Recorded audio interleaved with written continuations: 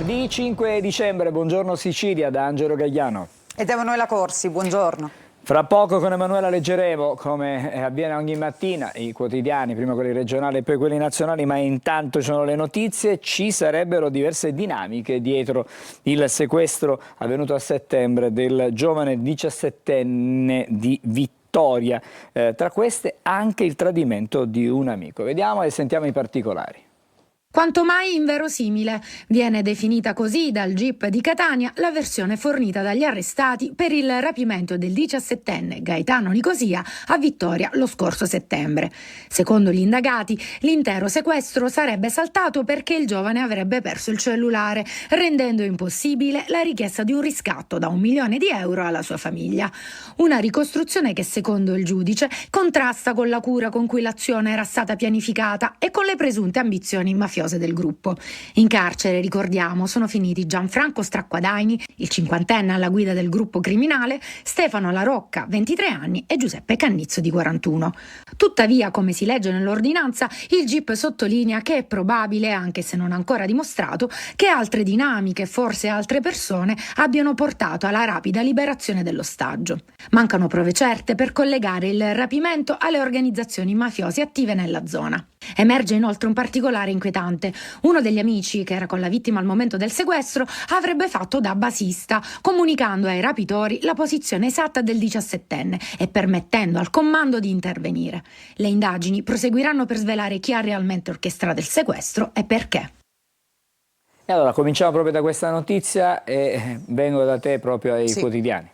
Sì, è proprio questa la notizia, in effetti, Angelo, lo vediamo sul nostro sito siciliaweb.it, nel titolo "Sequestro a Vittoria, ragazzo tradito da amico basista". Andiamo a leggere: 1 milione di euro per il riscatto, ma la perdita del cellulare della vittima durante il sequestro avrebbe fatto fallire il progetto per l'impossibilità di mettersi in contatto con i suoi familiari. Questa è la ricostruzione del GIP di Catania. Luigi Barone, che definisce quanto mai inverosimile il rapimento a Vittoria di Gaetano Nicosia, appunto il 17enne. Dalle 38 pagine dell'ordinanza emerge questo particolare: un amico della vittima, che era con lui al momento del sequestro, lo avrebbe tradito svolgendo il ruolo di basista e rivelando ai sequestratori in tempo reale la sua esatta posizione e permettendo poi al comando di agire con precisione chirurgica, facendolo arrivare esattamente nel luogo e all'orario in cui il 17enne si trovava in strada assieme ad altri 2 amici. Ma vediamo anche sulle prime pagine dei giornali questa notizia che troviamo sulla prima della Sicilia. E allora vediamo l'inchiesta sul sequestro lampo, Vittoria, l'intercettazione che appunto incastra l'amico basista. Adesso invece torniamo ad occuparci invece delle inchieste sulla sanità, sulla corruzione, sugli appalti truccati in sanità. Ci potrebbero essere altre novità in quello che è definito il sistema Cuffaro, ma vediamo di cosa si tratta. Non è ancora finita e altre cose emergeranno. 2 settimane fa o poco più il presidente della Commissione regionale antimafia, Antonello Cracolici, lo aveva detto in modo chiaro, lasciando intendere che le inchieste sulle gare, che si presume siano state truccate, non sono ancora note nella loro interezza e ci sono altri capitoli di questa vicenda da scoprire. Parole profetiche o forse troppo bene informate da ambienti probabilmente di magistratura. Fatto sta che alla fine di novembre, dopo che si erano conclusi gli interrogatori preventivi, la procura avrebbe depositato altri incartamenti indicizzati come esiti di ulteriore inchiesta riguardante la formazione professionale degli addetti al sistema sanitario. Questo filone di inchiesta riguarderebbe una comunità terapeutica psichiatrica e il CEFPAS, il centro regionale di alta formazione in sanità che sorge a Caltanissetta. La prima è una comunità sovvenzionata dalla regione, il secondo un ente che si vuole regionalizzare in toto.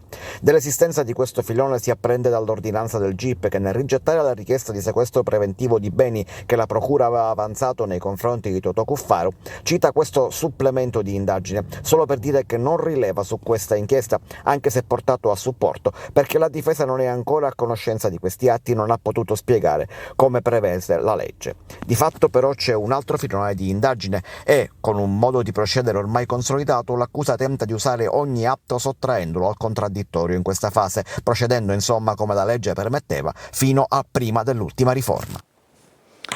Anche oggi non mancano le notizie sui quotidiani, proprio leggo sulla prima pagina già il Giornale di Sicilia, dai. È l'apertura. Gli affari del metodo Cuffaro, scrivono oggi nell'inchiesta su appalti e sanità, spuntano pure interessi appunto sulla formazione. Andiamo a vedere anche gli altri quotidiani, per esempio sulla Sicilia.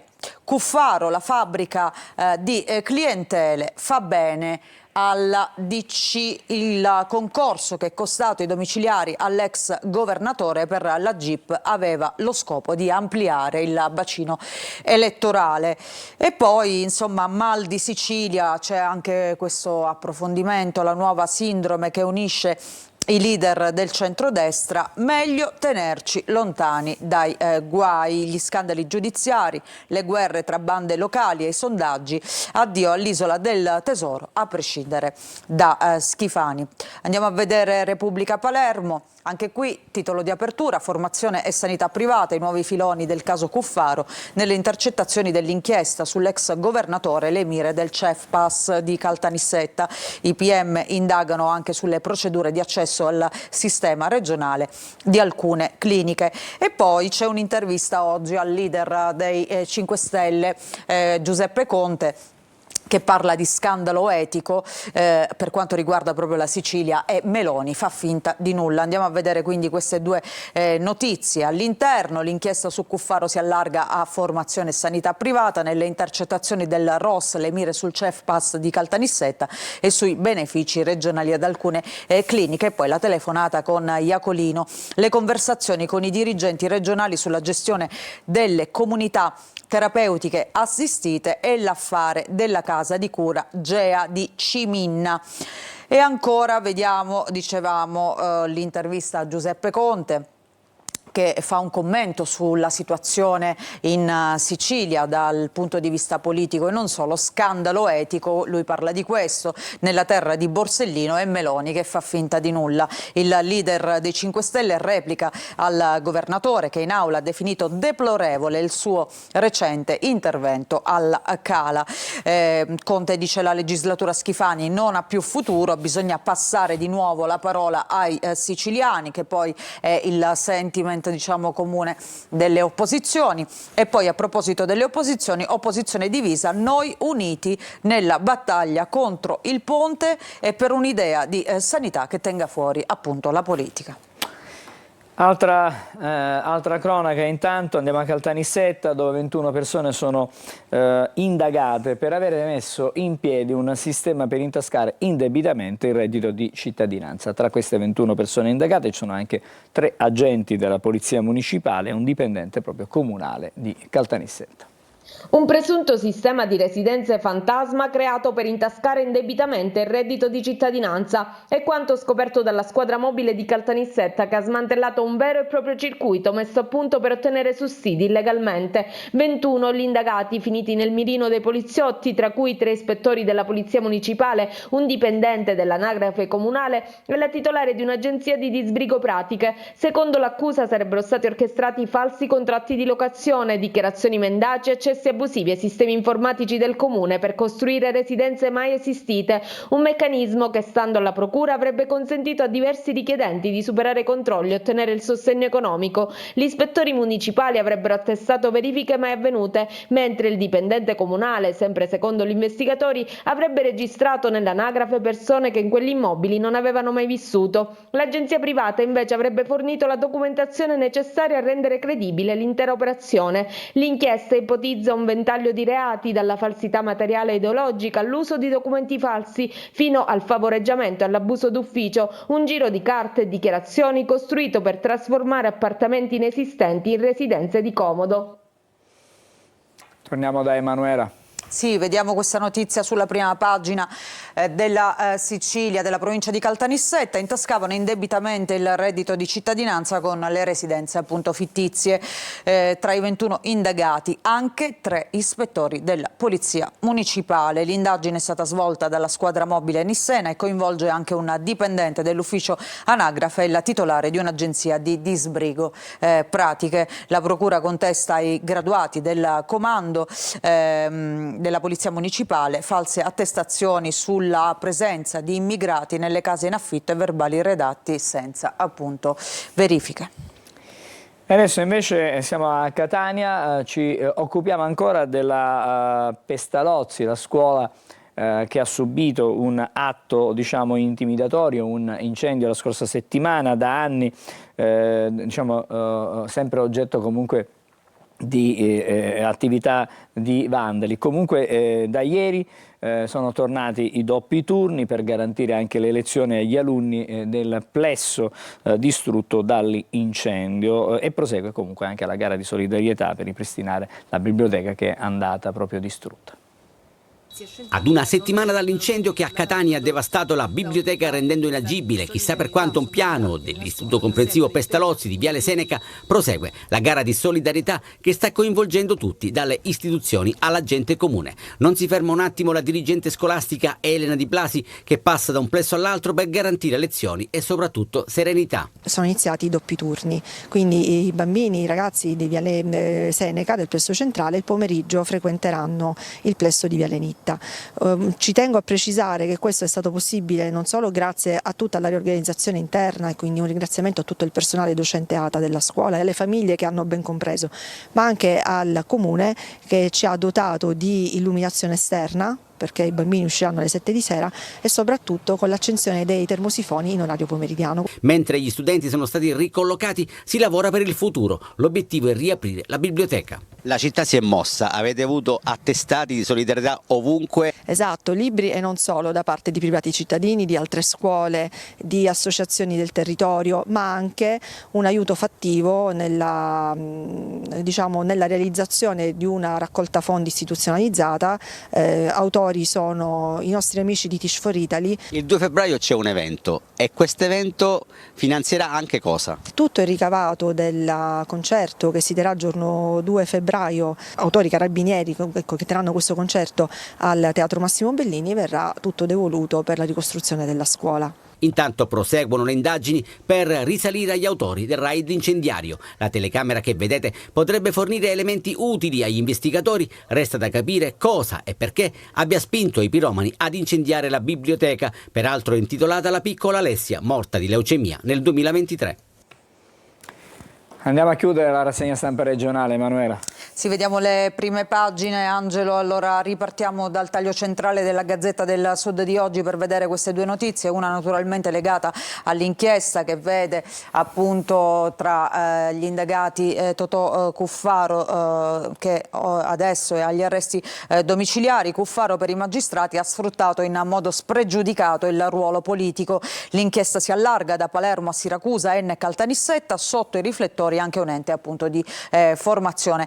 E poi invece vediamo la sentenza definitiva sulla mafia dei Pascoli, maxi processo per le truffe sui Nebrodi in Corte di Cassazione reggono le accuse, conferme sostanziali per i capi dei batanesi, l'impianto accusatorio retto ha pesato la mannaia della prescrizione.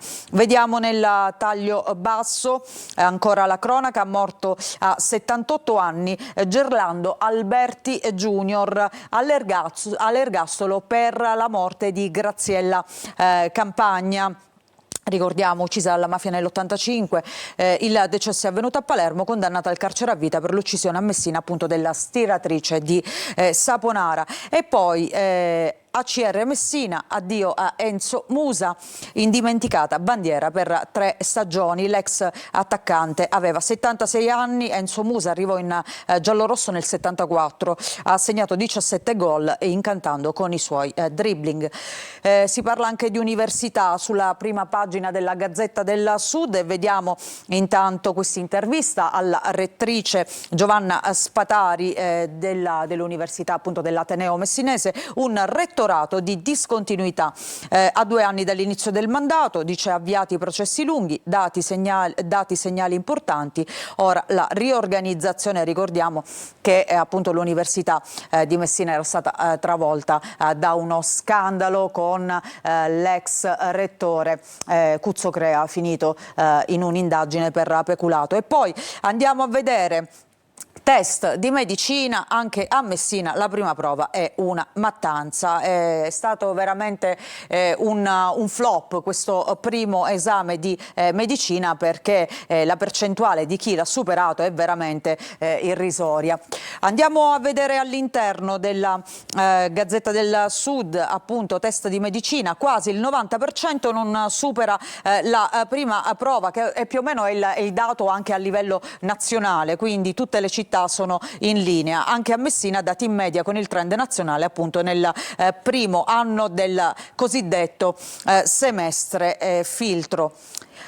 Vediamo la prima pagina della Sicilia. Abbiamo già visto la notizia legata al rapimento, al sequestro lampo di Vittoria, ma poi c'è questo caso di cui si occupa appunto la Sicilia. A Biancavilla il giallo dei morti scoperto dalla prete detective dopo il caso dello scambio di salme, di cui parlava proprio ieri il Quotidiano.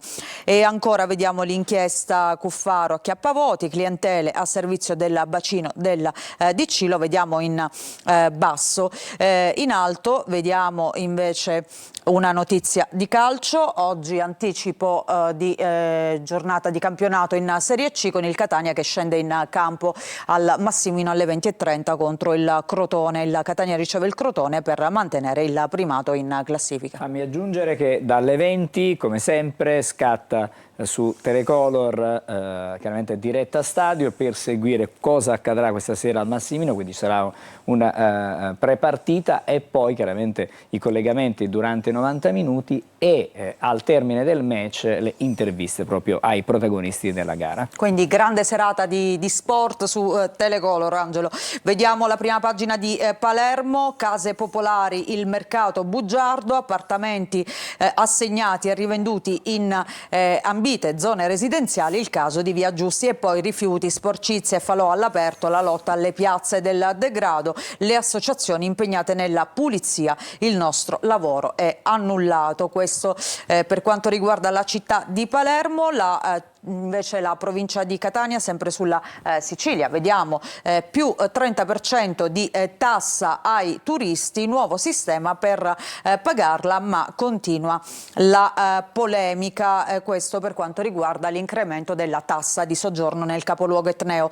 E poi ecco i circa 320 possibili debiti. Le posizioni da definire, forse da pagare, vengono per lo più dall'ufficio traffico urbano. Ancora vediamo Borsellino si trasferisce alla stazione centrale, nuovi capolinea, cambiano i nomi e i numeri delle circolari. Andiamo a vedere anche la prima pagina di Repubblica Palermo, l'apertura l'abbiamo già vista, ma invece approfondiamo questa notizia, il traffico aereo. Le tariffe aeree sono alle stelle, il flop delle agevolazioni. E allora andiamo proprio all'interno. Le agevolazioni non frenano questa emergenza, appunto, del caro voli. 40 milioni spesi non sono serviti a limitare il costo dei biglietti. Una famiglia spende 3.000 euro e poi resta sempre sullo sfondo questo nodo della continuità territoriale. Oggi su Repubblica Palermo vediamo anche questa notizia, perché si parla dei vari tentativi per quanto riguarda la Sicilia di avere una compagnia proprio aerea siciliana. La Sicilia con la testa tra le nuvole, l'epopea poco felice delle compagnie fatte in casa.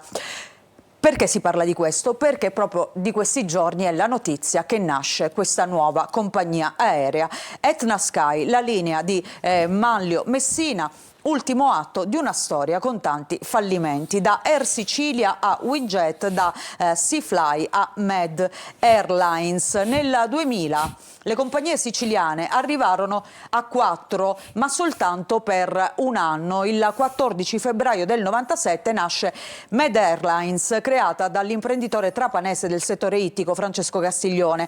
Opera da Trapani, dove Alitalia ha deciso di non volare più, ma nel 2001 poi arriva il fallimento, come per un'altra compagnia siciliana, la Seafly di Alberto Carrotta, nata nel febbraio del 99, il cui declino inizia il 12 novembre dello stesso anno con lo schianto in Kosovo di un suo ATR-42 che causa la morte di 24 persone. Nel luglio 2000 aveva esordito anche la National Jet System sulla Palermo-Roma. Il presidente e l'allora capo di Confcommercio, il messinese Sergio Billè. La società è australiana in franchising con British Airways. A novembre dell'anno successivo uno dei suoi aerei viene bloccato in rullaggio a Punta Raisi per motivi di liquidità e sarà uno stop definitivo. Poi nel 2003 tocca a Winjet dell'imprenditore Nino Pulvirenti, con lo stesso Luigi Crispino che risulta tra i suoi soci. Si arriva a una flotta di 12 Airbus. La compagnia nel 2008 diventa la prima low cost italiana, poi la crisi, la mancata acquisizione da parte di Alitalia e poi nel 2009 il fallimento. Adesso ci riprova Manlio Messina con Etna Sky. Quindi comunque in Sicilia c'è sempre stato questo bisogno, questa esigenza di avere una compagnia, insomma, che agevolasse anche gli spostamenti sulle principali intanto città italiane. Vedremo che cosa accadrà appunto nei prossimi mesi. Grazie Emanuela, torneremo da te fra poco. Intanto ci sono notizie che arrivano da Messina, dove c'è stato un arresto eccellente, è finito agli arresti domiciliari l'ex primario del Policlinico, stiamo leggendo e infatti l'agenzia in questo momento, arresti domiciliari nei confronti di un ex primario del Policlinico dell'Università di Messina, e ci sono anche misure interdittive dall'esercizio della professione sanitaria nei confronti di altre due collaboratrici. Ci sono 31 indagati complessivamente, si tratterebbe di mazzette ricevute dalle case farmaceutiche. I particolari, la notizia è appena stata battuta, i particolari chiaramente nei nostri telegiornali nel corso della giornata. Intanto vi devo dire anche che c'è un'operazione sempre della Guardia di Finanza, stavolta a Palermo, dove è stata scoperta un'evasione da 1 milione di euro sull'utilizzo delle concessioni demaniali marittime. Anche qui i particolari nei nostri telegiornali della mattina, ma anche durante la giornata. Adesso vediamo la situazione del traffico. In questo momento vi mostriamo la situazione alla Tondo Gioieni, mi sembra abbastanza regolare per l'ora. Siamo praticamente nelle prime ore della giornata, grandi spostamenti, però mi pare di poter dire che in questo momento almeno a Tondo Gioieni la situazione è tranquilla. Dal Tondo Gioieni adesso andiamo sempre a Catania, via Vincenzo Giuffrida, situazione sicuramente di traffico intenso, ma nella norma è piuttosto regolare, almeno fino a questo momento. Questa è l'altra parte della circonvallazione, la parte bassa di via Lodorico da Pordenone, dove c'è anche l'innesto da viale Mediterraneo in ingresso verso la città. Situazione è abbastanza normale, e poi vedete le auto che vanno verso Ognina, in direzione dunque Ognina, che sono le auto che non sono in salita ma in discesa, per dare un'idea. È abbastanza regolare anche in questo caso il traffico. Splendida immagine che arriva anche dal vulcano Etna, con il solito fumo che ogni tanto si sprigiona dai crateri sommitali, però tutto nella norma, e anche la neve almeno per il momento pare essersi sciolta, soltanto qualcosina proprio nella parte altissima del vulcano che vediamo anche dal lato di Taormina, dove apprezziamo in maniera più significativa l'emissione di questa attività di gas dal vulcano, però nulla di particolare. Il golfo poi di Taormina, quello che ci restituiscono le nostre telecamere. Ci fermiamo qui per il momento, fra poco saremo di nuovo insieme per raccontarvi chiaramente cosa scrivono stamattina i quotidiani in edicola.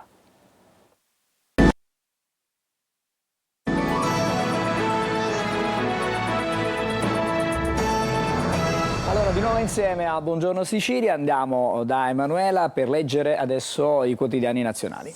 Sì, partiamo dal Corriere della Sera. Angelo, intanto edilizia, via libera alla riforma. Ieri durante il Consiglio dei Ministri, sanatoria più facile per gli abusi prima del 1967. L'opposizione è un condono, il governo così mai più casi tipo quello di Milano.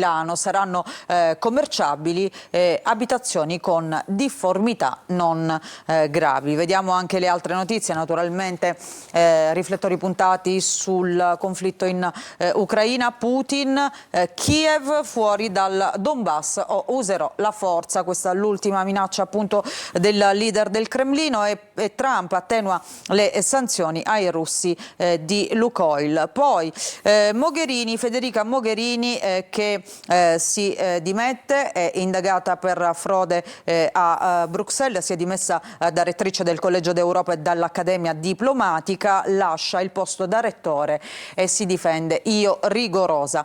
Ancora vediamo le altre notizie, la cronaca. Intanto la fotonotizia dedicata a questa ragazza, Tatiana Tramacere, 27enne di Nardò, sparita per diversi giorni, è stata ritrovata. Il mistero di Tatiana, ritrovata viva a Nardò. Era in una mansarda, interrogato l'amico proprio proprietario di questo immobile dove è stata trovata la ragazza. Ancora il caso di Garlasco, il perito sulle dita di Chiara, tracce compatibili col DNA di Sempio. Vediamo Repubblica. Putin attacca la NATO, Trump meno sanzioni. Questa è l'apertura. Il presidente russo non cede, prenderemo il Donbass con la forza, gli Stati Uniti allentano la stretta su Lukoil, Macron, Donald tradirà Kiev. E poi la legge elettorale della destra, appunto questa, il centrodestra vuole una nuova legge elettorale, lo ha detto Giorgia Meloni, lo hanno detto diversi leader appunto dello schieramento di maggioranza subito dopo le ultime regionali. E poi Tatiana trovata viva nella soffitta dell'amico, e qui vediamo appunto la foto della ragazza. La Stampa, caso Cina CDP, stop dell'Unione Europea, Bruxelles si muove dopo il no tedesco alla SNAM per la presenza di Pechino, idea Golden Power. E poi Ucraina, Macron vola da Xi, aiuti la pace, gli Stati Uniti possono tradire, questa è la sensazione. Washington alleggerisce le sanzioni intanto ai russi di Lukoil. Oggi vediamo invece in questa foto Thomas Ceccon, la mia vita controcorrente. Thomas Ceccon, 24 anni, stella del nuoto italiano, ha conquistato un oro olimpico e 3 titoli mondiali. Non rinuncio all'ironia per il politicamente corretto, queste sono state le sue parole. E poi si parla anche del caso Epstein sulla prima pagina della Stampa, perché ci sono le parole di Amy Wallace, giornalista e autrice di Nobody's Girl, che dice: so i nomi di chi ha abusato di Virginia Giuffre. Non scagiono Trump. Chi è Virginia Giuffre? Questa donna all'epoca era una ragazza, tra l'altro fotografata assieme ad Andrea di Inghilterra, anche lui finito in questo grosso scandalo che ricordiamo fa tremare anche la Casa Bianca. Andiamo a vedere Avvenire, il mondo in trappola. Putin lancia nuove minacce dall'India, Macron cerca la sponda cinese per il cessate il fuoco a Kiev, la tela diplomatica intorno all'Ucraina si infittisce ma l'accordo di pace resta lontano. Sempre più alto e sempre più caro il debito dei paesi deboli, i tassi ai massimi da 24 anni. La Cina torna in sella, questa volta per scelta. La bici torna di nuovo di moda in Cina, 580 milioni di cinesi in strada che scelgono appunto questo mezzo sicuramente green. E poi edilizia, passa il codice light e l'Italia si mangia il suolo. Salvini, regole certe e meno burocrazia. L'opposizione invece la vede come una maxi sanatoria. Vediamo Vediamo il resto del Carlino. In alto per la cronaca è stato preso il marito in fuga che ha ucciso, prima pestato e poi ucciso la moglie, era ferito, voleva impiccarsi, la donna viveva nella paura. L'ennesimo femminicidio che è avvenuto appunto nel nostro paese, in questo caso ad Ancona, e poi trovata viva in una mansarda invece Tatiana. Fortunatamente questa sparizione aveva lasciato tutti col fiato sospeso, però alla fine la ragazza è viva, era in questa mansarda. Il giallo del sequestro, è stato fermato l'amico. E c'è sempre questa vicenda di Garlasco che ormai va avanti da tanti mesi. La perizia sul DNA di Sempio, compatibilità forte con le tracce sulle unghie di Chiara. C'è un'intervista al genetista Portera, al momento resta un indizio.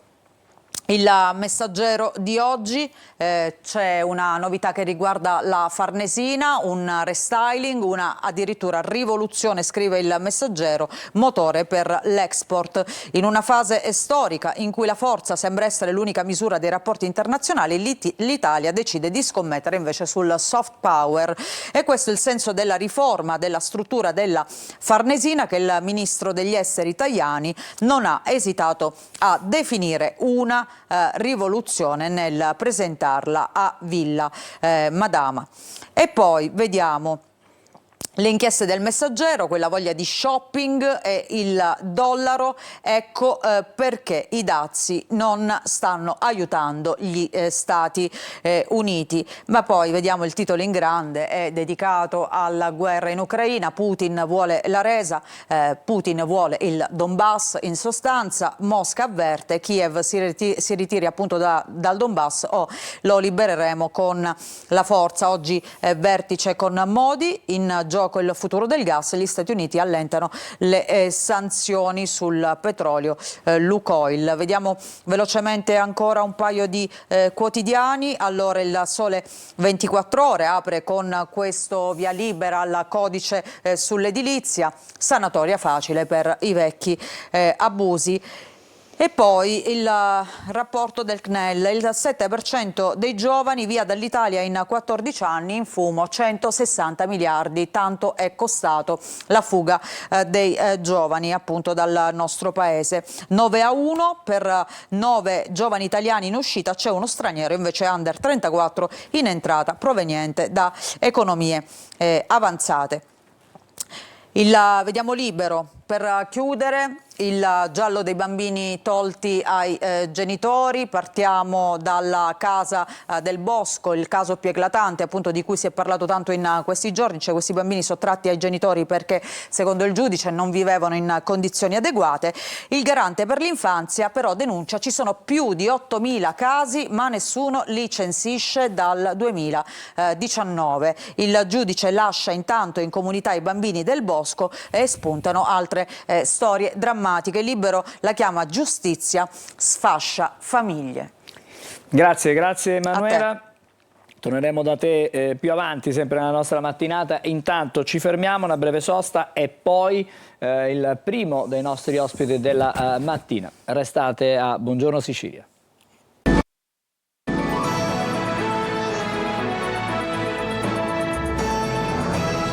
Eccoci, siamo di nuovo insieme a Buongiorno Sicilia. Allora salutiamo e diamo il benvenuto e il bentrovato ancora a Monsignor Barbaro Scionti. Buongiorno. Buongiorno a tutti voi. Grazie, ricordiamo il parroco della Basilica Cattedrale di Catania. Ci siamo sentiti qualche giorno fa e ancora non avevamo notizie sul programma della festa di Sant'Agata 2026, programma che è stato presentato ormai qualche giorno fa. Però stamattina parliamo... Lei mi aveva chiesto in anteprima la data della presentazione, va bene. Non c'è stata però l'anticipazione, grazie comunque. Adesso però parliamo sì di Sant'Agata 2026 e parliamo di quello che è un anno particolare per questa festa perché coincide con l'anno giubilare del, diciamo, 900° anniversario della traslazione del ritorno a Catania delle reliquie di Sant'Agata da Costantinopoli, quindi è un evento importante.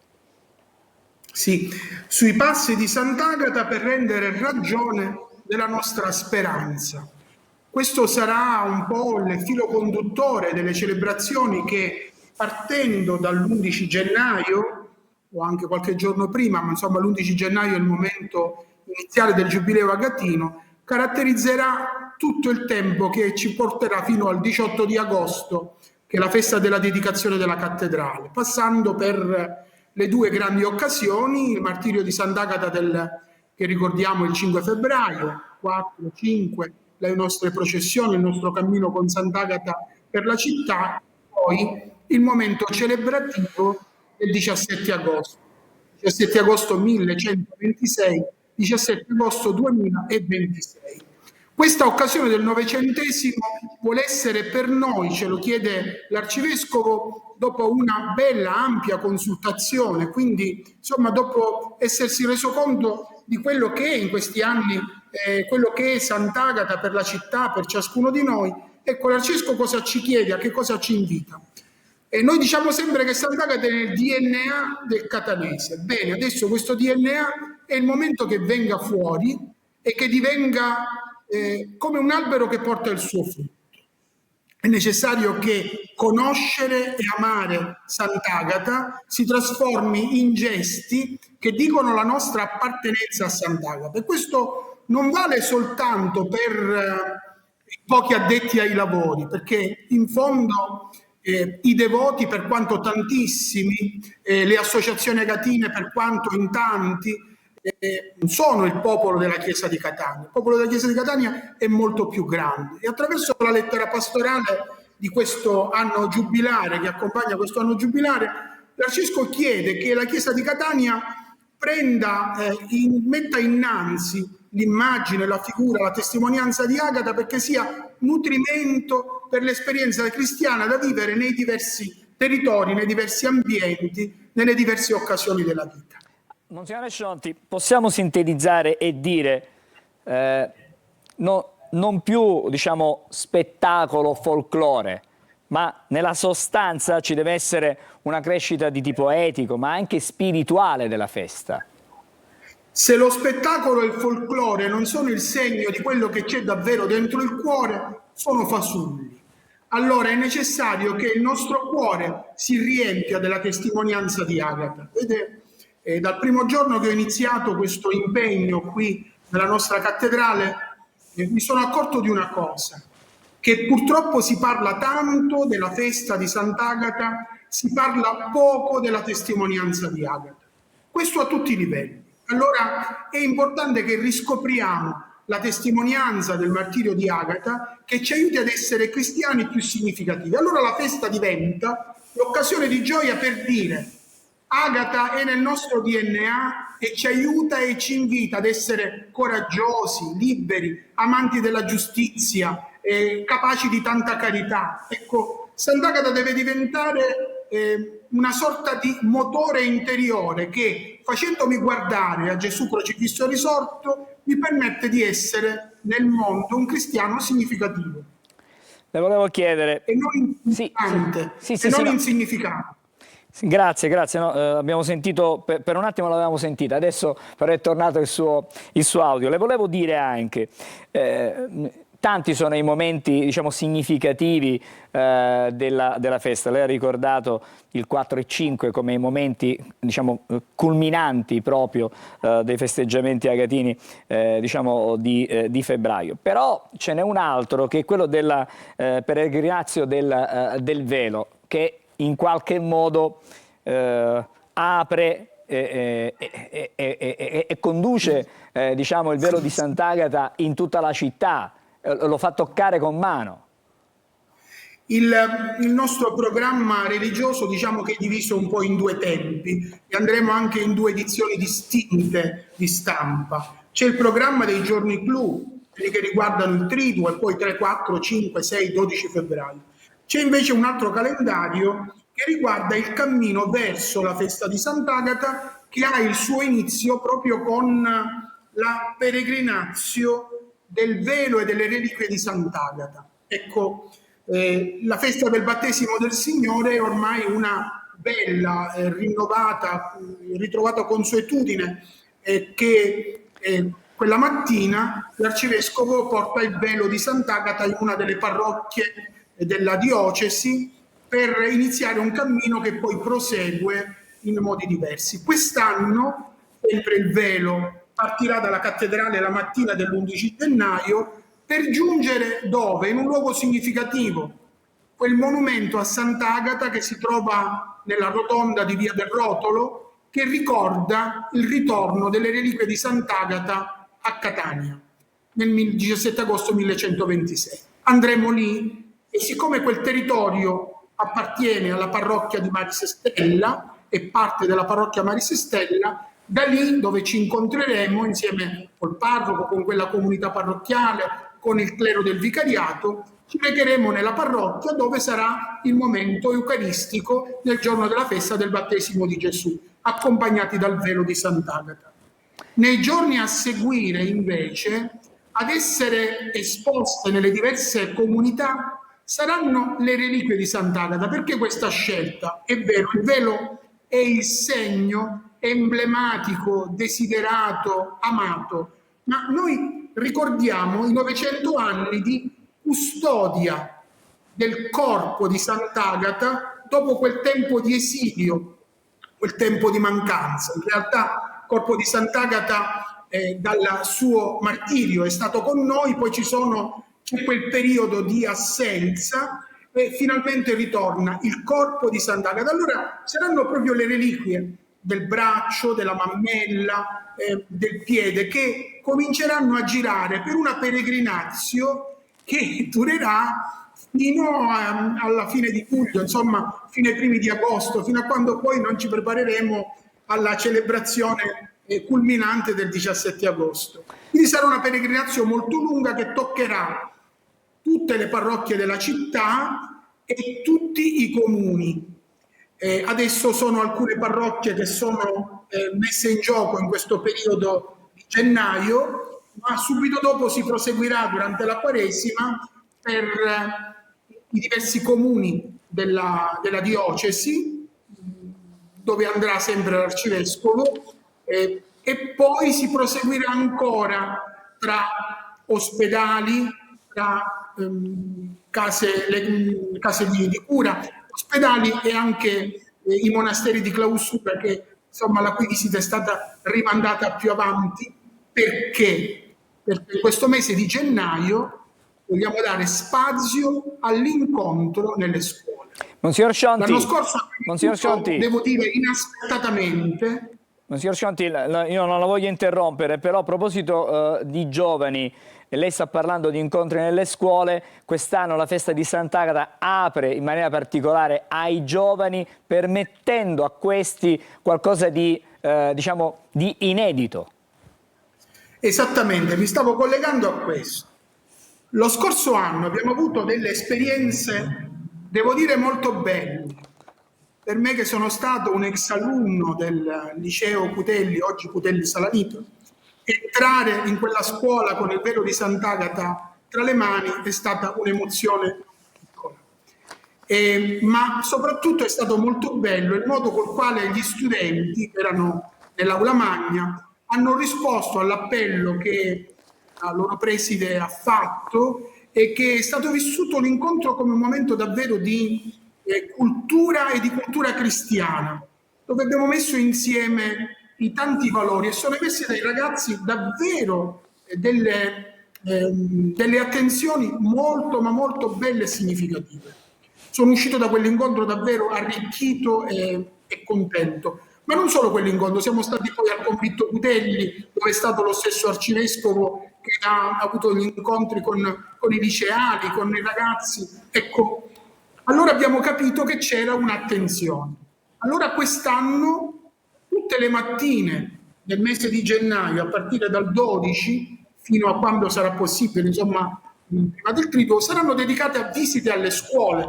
Nel programma potrete trovare, già pubblicato, in quale scuole si va. Tra l'altro andremo pure alla Pestalozzi e ci andremo con particolare gioia per dare solidarietà, per dare attenzione, per dire che insomma l'intercessione di Sant'Agata certamente li custodisce e li accompagna in questo momento doloroso della loro esperienza educativa. Poi ci sarà questo momento speciale, specialissimo, al quale ci stiamo preparando con molta attenzione. L'arcivescovo ha desiderato che gli studenti della nostra città possano in qualche modo incontrare da vicino il busto reliquiario e vedere il luogo dove questo è conservato. Questo chiaramente verrà fatto con determinate indicazioni, a certe condizioni, sono state fatte delle scelte. Mi piace dire anche un'altra cosa, che questa esperienza forse diventa la prima in cui io dico adesso bisogna rivolgersi all'ufficio scolastico della diocesi, all'ufficio di pastorale scolastica. È un po' il piccolo primo frutto, ma ce ne sono anche altri in cantiere, di quello che è stato il comitato diocesano per il Giubileo agatino. Mettere insieme la diocesi al servizio di Sant'Agata, perché il servizio a Sant'Agata diventa servizio alla nostra gente, in questo caso in particolare ai nostri ragazzi e ai nostri giovani. Quindi l'ufficio di pastorale scolastica, l'ufficio scolastico, così come l'ufficio di pastorale universitaria, stanno già lavorando anche in modo attento e forte, insieme con me, stanno lavorando però a che si possa realizzare questa visita nei 3 giorni che saranno 9, 10 e 11. Allora qualcuno mi ha domandato, ma io che non vado a scuola non posso vivere tutto questo? Io posso assicurare, e questa anteprima gliela posso dare stavolta, Grazie. gliela do con gioia, perché diventa anche un servizio, che ci sarà più avanti un momento anche per tutti. Bene, quindi nessuno si preoccupi, ma ci sarà un momento anche per tutti. Monsignore Scionti, non ci divertiamo. dobbiamo fermarci perché purtroppo il nostro tempo è come sempre limitato, contingentato. La mattina corriamo. Grazie per questo suo intervento a Buongiorno Sicilia. Non mancheranno occasioni perché avvicinandoci alla festa di Sant'Agata avremo diciamo una continua collaborazione e quindi ci risentiremo e ci ritroveremo ancora con lei. Grazie ancora per essere stato con noi questa mattina. L'occasione per dire a tutti che sia un santo Natale che ci porti, tenendo in braccio il bambino Gesù, a vivere l'esperienza di Sant'Agata. Grazie, auguri di ogni bene. Grazie anche a lei, una buona giornata. Mi devo fermare perché sono le previsioni meteo e poi altri ospiti nella nostra mattinata. Ben trovati da Clara Ventura di Trebi Meteo, giornata di venerdì ancora molto variabile sul nostro territorio con annuvolamenti compatti in mattinata al nord Italia ma poi migliora. Della nuvolosità interesserà anche il medio Adriatico e il basso versante tirrenico con fenomeni a carattere sparso. Così in Sicilia avremo dei rivesci di pioggia inizialmente sul versante meridionale che via via tenderanno ad estendersi sul resto dell'isola dove inizialmente prevarrà invece il sole. Attenzione, anche venti saranno sostenuti sulle coste ma anche nelle aree interne. Le temperature massime saranno solo in lieve flessione. E per quanto riguarda la giornata di sabato, della variabilità interesserà a tratti il versante tirrenico, come possiamo notare con qualche locale goccia di pioggia, altrove contesto stabile con clima asciutto. Ancora i venti si faranno sentire non solo sulle coste ma anche nell'entroterra. Le temperature massime diurne non subiranno particolari variazioni. Tutti i dettagli sull'app di Trebi Meteo. Devi sapere che i funghi Pleurotus, questi di qui, trattati con aglio, prezzemolo e un po' della loro acquetta, hanno un sapore quasi come se fossero vongole. Ah, precise per proprio. cui facciamo un falso ragù. Cioè, stavo pensando la stessa cosa, diciamo, ora queste vongole fresche di acidezza.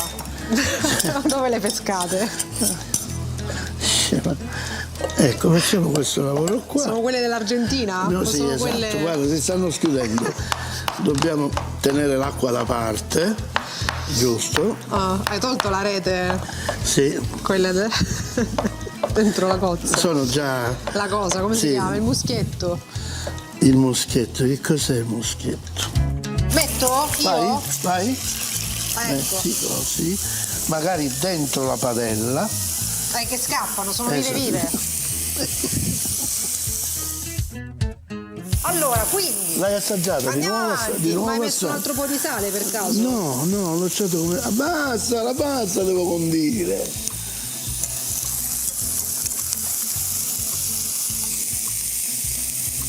Com'è? Che hai? C'è un pezzo di conchiglia di dentro. Cioè, ma è normale? È normale? A questo punto...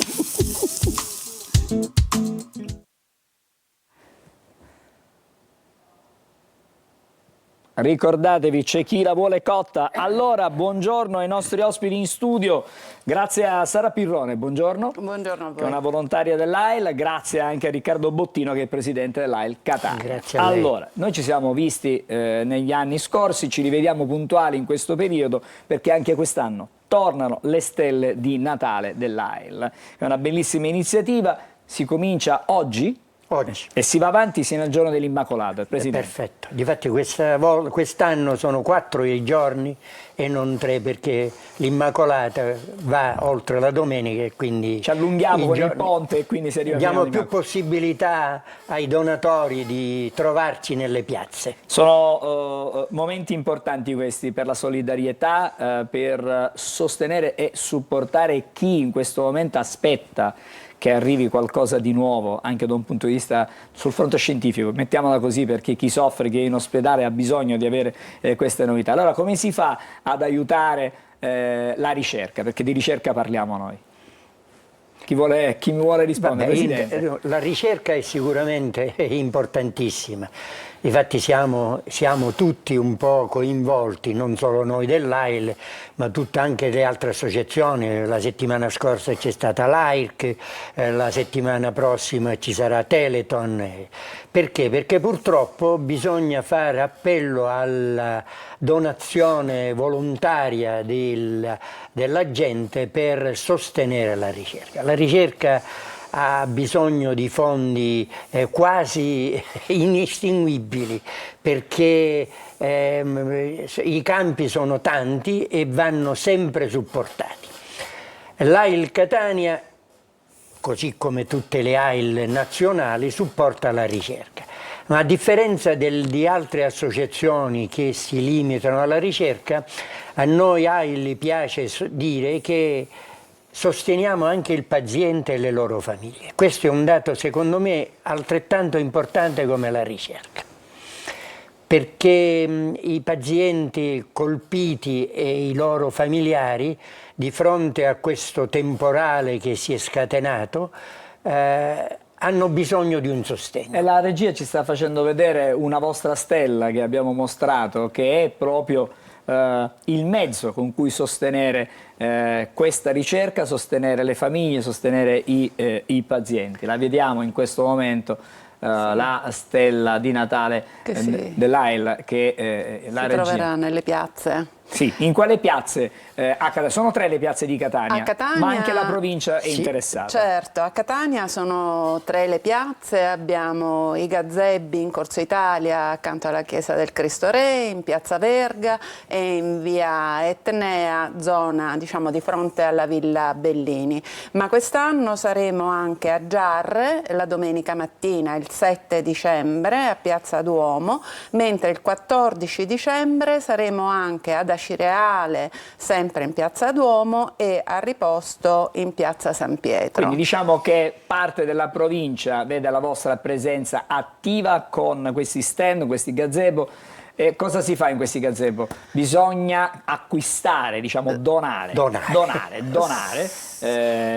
Sì, troverete nei gazebo le stelle, anche le stelle le piante, anche le stelle di cioccolato. Ecco, vediamo se la regia riesce con la telecamera che è alla mia destra, la facciamo vedere così, ecco, ora sì. in questo momento, e poi non so se ci arriviamo con un'altra telecamera, però insomma questa è una confezione di stelle di cioccolata, sì, che è fondente, che è anche al latte, per chi apprezza evidentemente i due gusti, l'uno l'altro, per sostenere sempre Sì, diciamo questo troverete nei gazebo, nelle piazze, i volontari per i quali questo è il momento di maggiore entusiasmo, perché noi volontari sappiamo, abbiamo la consapevolezza che questi fondi sono quelli che ci aiuteranno a sostenere tutte le nostre attività, che come diceva il Presidente Bottino sono naturalmente la ricerca scientifica, che è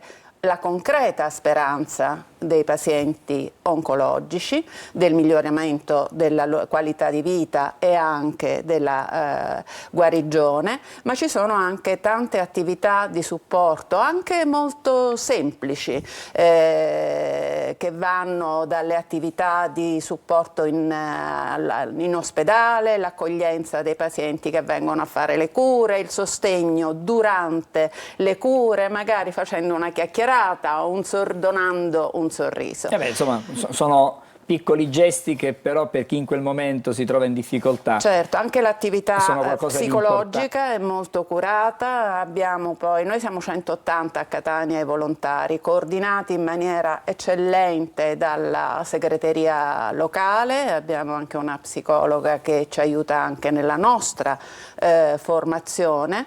È un'attività di arricchimento interiore, sì, molto importante. Volevo porre l'attenzione anche sul fatto che voi fate attenzione anche ai ragazzi, alle scuole, e per questo c'è un link sul quale si può cliccare, accendi una stella, questo per coinvolgere i giovanissimi.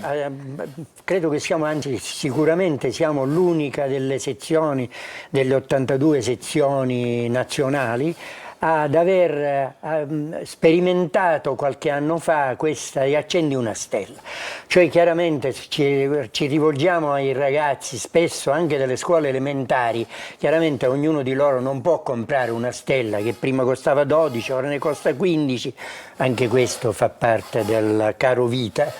E quindi allora abbiamo sperimentato questa, che le varie classi, ognuno, i ragazzini portando 1 euro, 2 euro, ne comprano una stella, 2 stelle da tenere nell'aula, e questo ha avuto un successo enorme presso molte delle scuole di Catania, e speriamo di estenderla a tutte le scuole. Allora, stiamo rifacendo vedere ancora una volta le vostre stelle. Ricordiamo gli appuntamenti che scattano oggi su 3 piazze di Catania: Piazza Giovanni Verga, Catania, poi ancora in Corso Italia accanto alla chiesa Cristo Re, e poi il gazebo di via Etnea. Ricordiamo che ci sono però le postazioni anche in provincia, abbiamo parlato di Giarre, abbiamo parlato di Riposto e quindi anche a Cireale. Quindi insomma c'è la possibilità per chi volesse veramente dare un aiuto concreto, un simbolo che va oltre, diciamo, semplicemente la donazione, perché poi quello che c'è dopo è importante. Ci sono questi appuntamenti. Si comincia oggi, si va avanti sino al giorno 8, giorno dell'Immacolata. Grazie per essere stati con noi questa mattina a Buongiorno Sicilia, al presidente della sezione AIL di Catania, Riccardo Bottino. Grazie anche a Sara Pirrone, che è una volontaria dell'AIL di Catania. In bocca al lupo. Grazie. Grazie. Vi arrivederci. Arrivederci all'anno prossimo. Ci fermiamo ancora, restate insieme a noi perché adesso ci dovremmo trasferire fra non molto a Giardini Naxos, ma comunque restate con noi.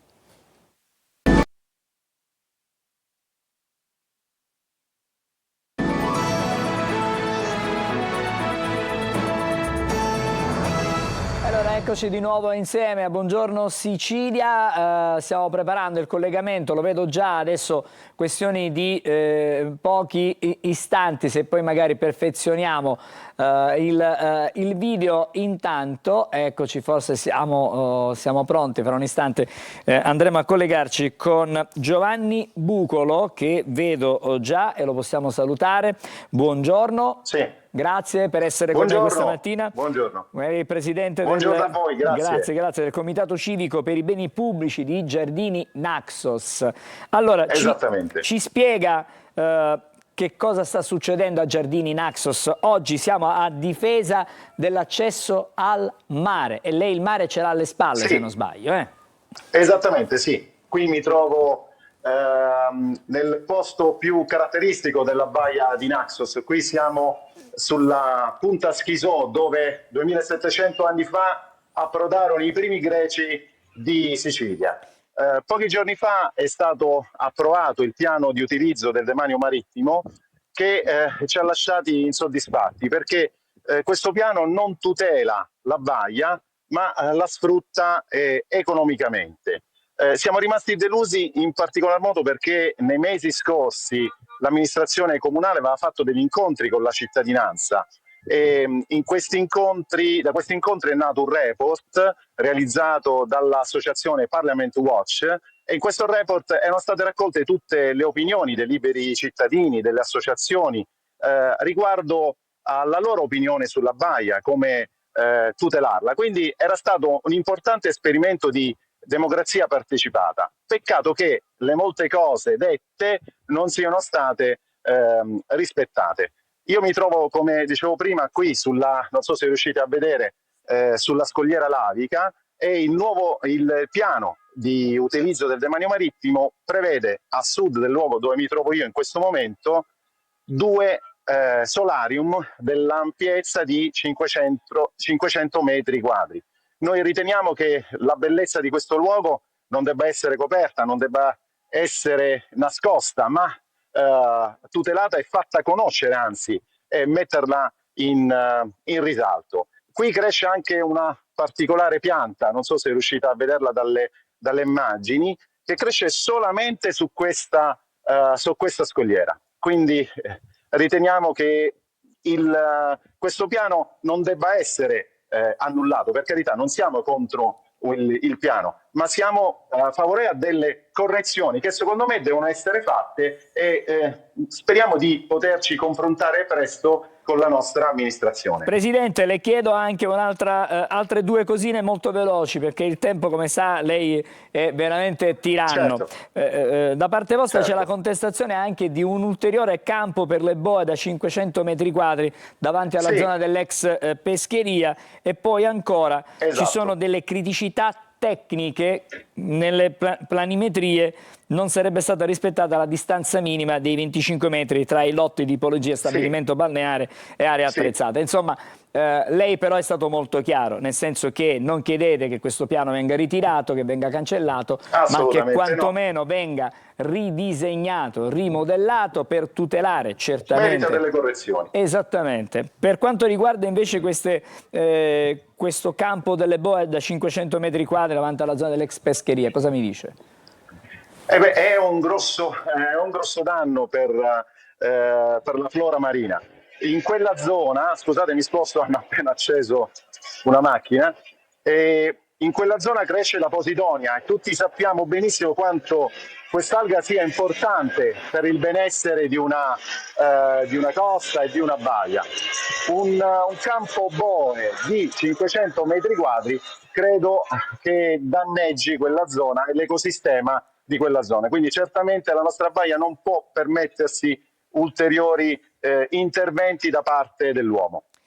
Allora, ci fermiamo qui. Io mi auguro e spero che questo suo appello di oggi venga recepito intanto dal Consiglio Comunale, dall'amministrazione comunale, che vi accolgano in qualche modo per avere un confronto e magari trovare le giuste correzioni a quello che in questo momento è invece il piano che è stato in qualche modo licenziato.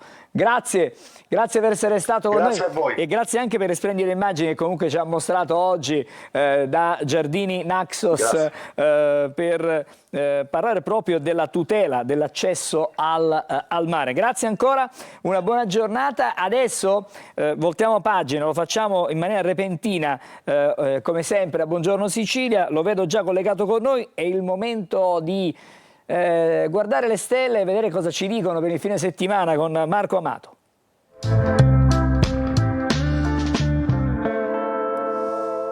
Marco, intanto buongiorno, ben trovato, stavolta sei al chiuso con la tua tazzina, buongiorno. Oggi sono tornata a casa, ma ne vedrete un po' di belle, con non molto. Allora, caro Angelo, dunque, vi do un po' di auspici per questo weekend che si prepara questa settimana. Dunque, un weekend che è stato segnato dalla pienezza di una luna in gemelli, una luna molto decisionista che decisamente ha dato dei punti di vista nuovi. Che farà la luna questo weekend? Si immergerà poi nelle care dolci acque del Cancro, per cui ci sarà un momento di riflessione fino a oggi. Da domani e dopodomani invece la coesione degli affetti e il senso di protezione regna sovrano. Quindi come la vivranno i segni zodiacali? Andiamolo a scoprire. Ariete, e beh, per voi fino a metà pomeriggio di sabato è decisamente una giornata piena di grande voglia di fare, di comunicazione e soprattutto posti in cui recarvi serve un po' la vostra supervisione. I giudizi che metterete durante questa riflessione di domenica saranno un po' vivi, qualcosa comincia, se dovete decidere per dire un no. Toro, per voi invece la luna è stata assolutamente scatenante di tanti nulla osta, di qualcosa che vi lascia adesso finalmente convinti che il via libera per fare quello che volete è finalmente arrivato. Quindi cosa succede quando sarà in domenica in Cancro? Che anche l'amore godrà di queste certezze. Per il Toro, come ho raccontato in queste settimane, si preannuncia un periodo decisamente molto più solido e piacevole. Gemelli, per voi che siete protagonisti un po' questo weekend di questa luna che prima si è fatta piena da voi, che poi passa in seconda casa, è la visione delle cose che adesso è finalmente lucida e chiara. Ora finalmente avete l'obiettivo e la direzione, quindi non confondetevi più. Cancro, per voi potentissima sarà la luna domenica, quando sarà nei vostri gradi e dopo essere stata piena, quindi assolutamente una luna a piena potenza, vi porta energie nuove, belle e vincenti. Oggi vi farà riflettere molto su come la vostra relazione sugli altri può essere efficace o meno. Domenica avrete un po' di dubbi e forse accetterete di dover lasciare andare qualcuno, qualcosa. Vergine, ottima la luna per voi domenica. Questo sabato invece sarà un pochino più complicato gestire tutte le esigenze di tutti, per cui ancora una volta ci riuscirete, ma domenica è solo vostra e quindi dedicatevi agli affetti. Bilancia, ottimo di venerdì e metà giornata di sabato. Domenica poi la luna inizia a quadrare e quindi a farvi riflettere con un po' di malinconia su qualcosa che ha a che fare con famiglia, affetti e un po' di nostalgia. Scorpione, per voi domenica è fantastica, questo weekend un po' confusi sul da farsi, ma gli amici decideranno per voi. Sagittario, luna d'opposizione oggi chiaramente piena, quindi è opposta al sole. Da domani invece le energie emotive si riequilibrano e voi sarete molto più sereni. Capricorno, per voi una luna d'opposizione domenica, quindi i discorsi fate di venerdì e sabato, se non rischiate domenica di fare un pasticcio. Acquario, per voi è ottimo oggi e fino a domani. Quando sarà in Cancro domenica sognerete e riposerete un po'. Hai visto mai voi acquario iperattivi che finalmente vi prendete una pausa? Pesci, per voi oggi è una luna un po' complicata, lascerete detto tutta una serie di cose. Domenica invece è una giornata meravigliosa da vivere con gli affetti e con l'amore. E detto questo, auguro a tutti una splendida mattinata, un buon weekend. Ciao Angelo, ci vediamo la settimana prossima. Buongiorno Sicilia. Grazie, buongiorno anche a te, buon fine settimana Marco Amato. E adesso invece vediamo gli appuntamenti più significativi di questo weekend nella nostra Sicilia.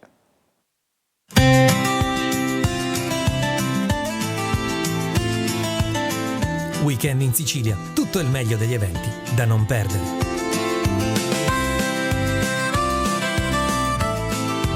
La fantasia di scenari polinesiani e occidentali arriva sabato a Catania in piazza Scamacca con Drunadan, il marchio proibito, il primo libro della trilogia del destino, epic fantasy di Elisabetta Ricciuti, che ci racconta della terra di Dan, dilaniata da una guerra con genocidio in atto, di cui non si conoscono le cause.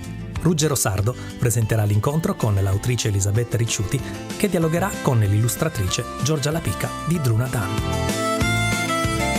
Mario Venuti in concerto a Palermo per la prima volta con l'orchestra jazz siciliana con arrangiamenti appositamente scritti per il concerto Caduto dalle Stelle, che va in scena dal 4 al 7 dicembre al Real Teatro Santa Cecilia di Palermo.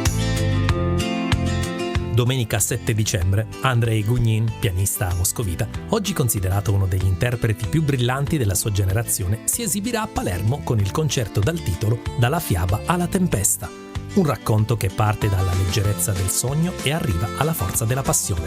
Tutto questo al Palazzo Chiaramonte Steri di Palermo. Claudio Baglioni in concerto al Teatro Bellini di Catania, dal 7 al 9 dicembre. Dopo il successo dei tour Solo e Solo bis, Claudio Baglioni riprende il suo percorso concertistico a solo con Piano di volo solo tris. Terzo nuovo e perfezionato capitolo dell'esperienza musicale dal vivo nei teatri lirici. Dal 2 dicembre apre al pubblico a Comiso, nel Museo Civico di Storie Naturali, Dinosauri al Museo. Una straordinaria esposizione che presenta l'unico esemplare esposto in Italia del grande scheletro di circa 8 metri di un tirannosauride appartenente alla specie Tarbosauro. Un'occasione imperdibile per immergersi nell'affascinante mondo della paleontologia e delle scienze naturali. Domenica 7 dicembre, Prosa e Pupi in viaggio. Il Museo delle Marionette di Palermo approda a Leonforte nello spazio culturale Ex Pescheria. La magia del Natale avvolge Caltanissetta, luci e meraviglie per le vie della città. Il suggestivo Corso Umberto si immerge in un'atmosfera fatta di luce, colore e tradizione. Tra le installazioni più attese, la slitta di Babbo Natale e la capanna del presepe. Allora cosa aspettare? Caltanissetta vi aspetta il 7 dicembre con la grandiosa cerimonia di inaugurazione. A Catania va in scena al Monastero dei Benedettini Ulisse all'Inferno, dal 5 al 7 dicembre, uno spettacolo teatrale dove il monastero dialoga con le parole e i personaggi diventano anch'esso protagonisti. E anche per questo fine settimana è tutto, vi auguriamo un buon weekend.